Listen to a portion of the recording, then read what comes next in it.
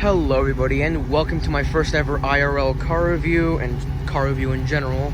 And today we have the 2021 Dodge Challenger RT.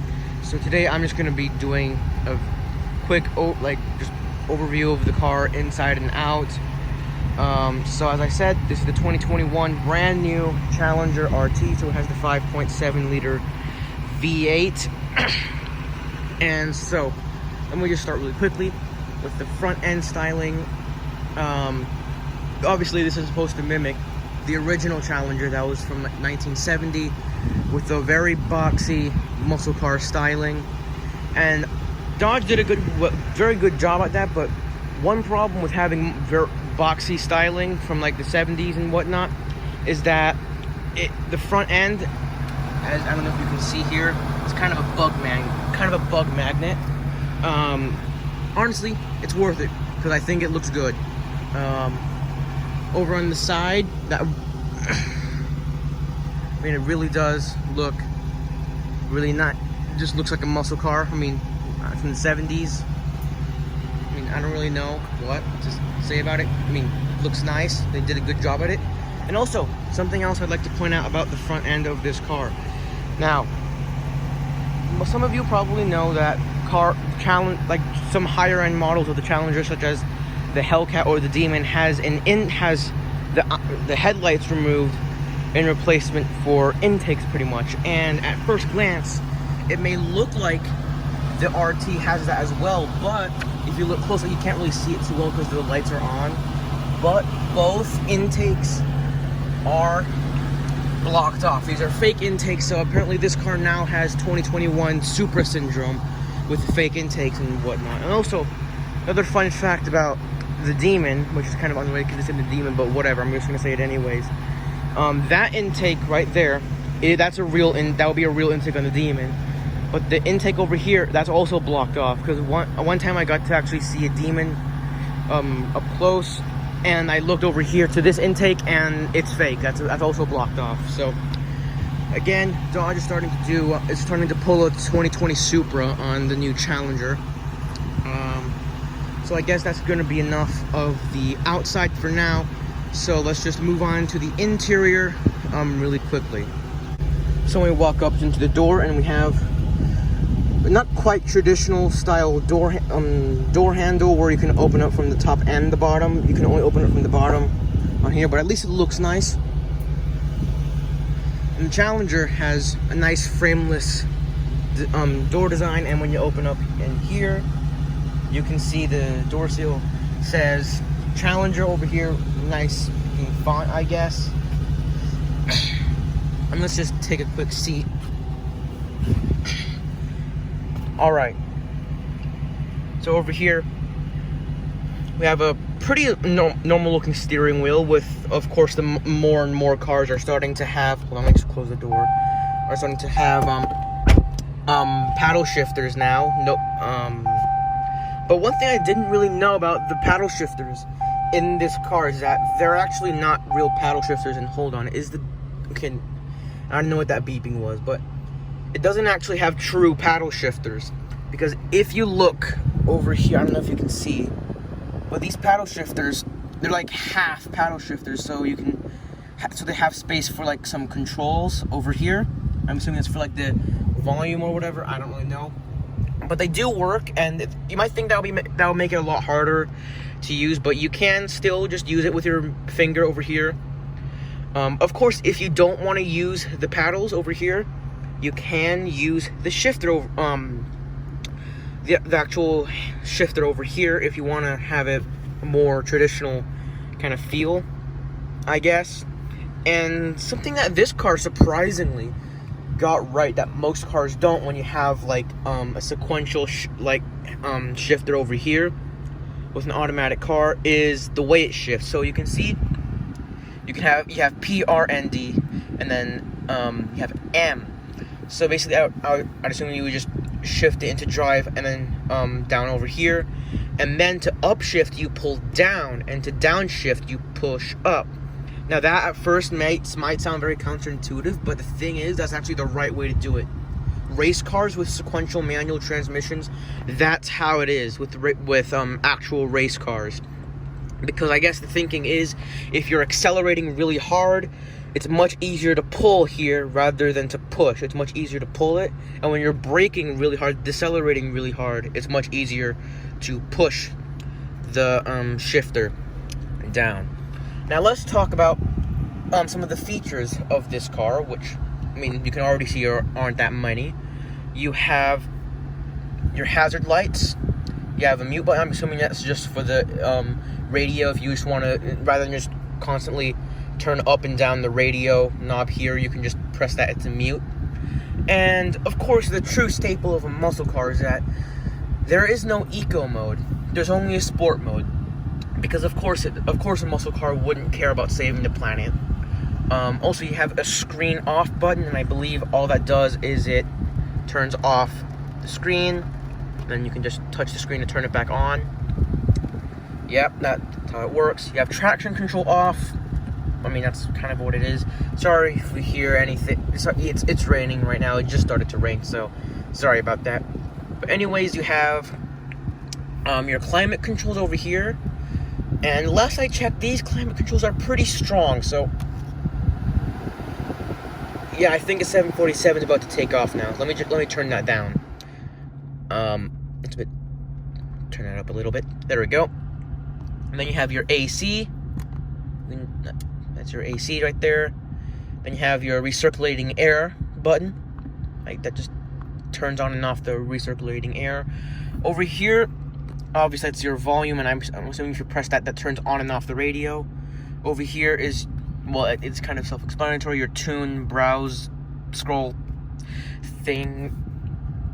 I don't know, I never use the radio in cars. But that's enough of that. Let's look at the steering wheel again really quickly. You have these buttons over here, which you can use to shift through certain screens in the car. Hold on a second. There we go. We have that. Braking distance. Let's look through this. That's oil pressure. That's your speedometer. Press OK to enter screen setup.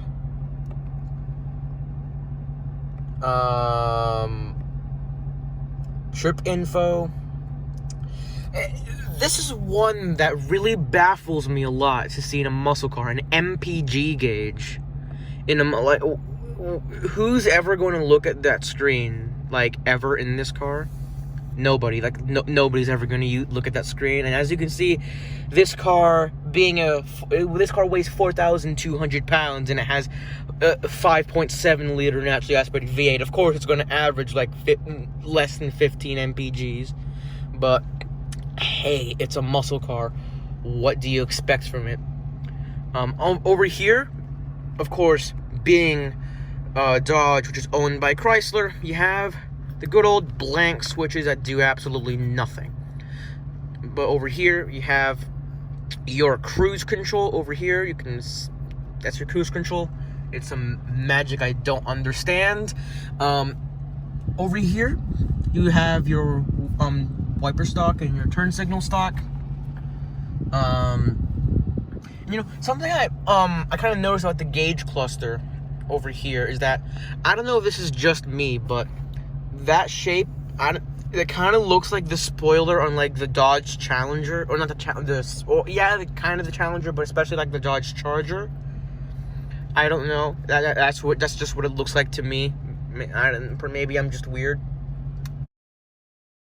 But anyways, here's a little Easter egg that I kind of like about this car is that when you open the center console, you can see the little logo for the Dodge Brothers, the original Dodge Brothers logo, designed in Detroit.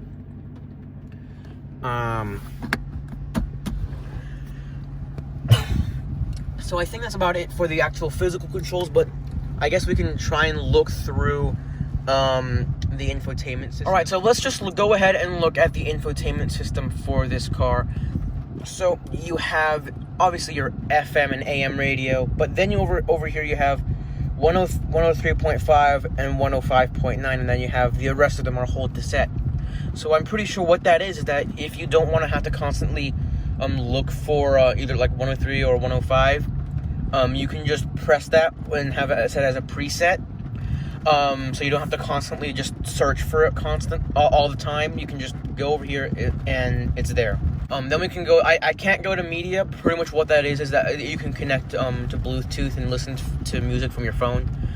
Climate, you have your climate controls over here. And so let's look at this. So you can adjust the AC from the screen. Why would you want to do that? I don't know, but you can just press up or down. And I kind of like that it gives you the option. You don't have to use the screen, which is terrible. You can. I'm pressing the buttons right now, and you can adjust it with the buttons, just like that. And then you can adjust the fan speed. See, I'm adjusting the fan speed like that. And I'm assuming you should just be able to. Yep, you can do that. You can slide it, or you can use the buttons. Let's tone that down a little bit. Over here, I guess that's where you want the air to go. You can have it just to your face or to your face and your feet, I guess. Just to your feet, or I guess that's the windshield defogger. And oh, that's working. The feet air conditioning thing is working. I can feel it. Over here you have your recirculating air. I guess that's your automatic climate control, I'm assuming, and your front and rear defoggers. Let's see what else we have here. You have your compass, your audio settings, media. I guess you can just access everything from here as well. But something I'm really wondering is the mirror dimmer. Why does Dodge have the mirror dimmer in the screen and not like? Because don't mirror dimmers typically have like hello? Don't they typically have it over here? Because hold on, I'm gonna press the mirror dimmer. Does that do anything? Well, I'm too much of a moron to tell, so I'm not gonna bother going on with that. Let's go to controls. Okay, so sorry about that. We have your mirror dimmer again. You have settings, and then over here you can change the language. You can change it from US domestic or custom. Voice, I guess you can change the voice of the infotainment system. You can have the clock. Okay, it's raining cats and dogs. I'm gonna have to speak louder now. So you have safety and driving assistance, your lights, your doors, and your engine off options over here. We look at the display over here. So you can have display mode automatic, or so you can have the brightness. You can change it if you want the touchscreen to beep or not. I'm just going to leave that on. I'm not going to change anything permanently. So that's about everything for the interior. And for the exterior, or wait, not the exterior, the rear seats, I mean. Now, unfortunately, it's raining now, so I have to get out of the front seats in order to get into the rear seats. But I can just show you the rear seats from here, and depending on who's sitting in front of you, the rear seats are actually pretty good. Hold on, let me try and zoom out a bit. Yeah, that's a lot better. Why wasn't I doing that before? I should do that more often. Well, you can look at the rear seats over here, and they may look cramped, but they're actually pretty decently spacious. Of course, it does depend on who's sitting in front of you. But a person like me, I can sit pretty comfortably. As long as it's like a pretty not tall person in the front seat, I can sit just fine in the back seats with like my knees not touching the back of the seat. And hold on, if I just position myself in a way. You also have a rear armrest with literally the most useless cup holders ever. Because, hold on, we just so happen to have a bottle over here. Let's put it in there. Of course, the moment I'm trying to prove how useless these cup holders are, they just have to be useful. But the thing is, that's really the only thing keeping your bottle or your cup in place. And if you have a bottle, that's fine. But if you have an open cup, then look at... That's not going to stop it, especially if you're going to be doing hard accelerations or whatnot. I mean, which is kind of the point of this car. Also, one other thing I'd like to point out is the blind spots. So let me position the camera the way out, in a way that how I would be sitting. So that's what you would see if you're sitting in the car, like kind of like that. So, I mean, you can't really see anything back there, can you? I mean, the rear visibility, like in general, is pretty decent, and then the rest of your visibility is really good. But you can't see anything there. You just can't.